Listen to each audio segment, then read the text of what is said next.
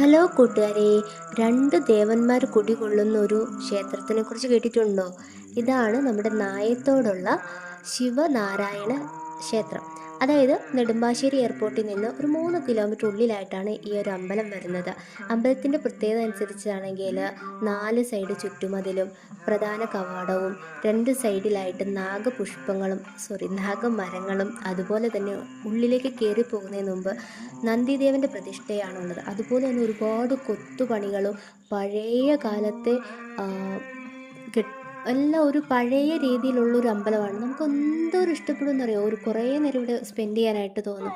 ചുറ്റുമുള്ള കെട്ടിടങ്ങളെല്ലാം അങ്ങനെ തന്നെയാണ്. ഒരു കുളമുണ്ട്, പഴയ രീതിയാണ്, എല്ലാം പഴയ രീതിയാണ്. ഞാൻ എൻ്റെ ജീവിതത്തിൽ ആദ്യമായിട്ടാണ് ഇങ്ങനെ ഒരു ആംബിയൻസ് കിട്ടുന്നത്. എന്നൊക്കെ എൻ്റെ സമാധാനം പോകും അന്നെല്ലാം ഇവിടെ ഓടിയെത്തുന്നതായിരിക്കും.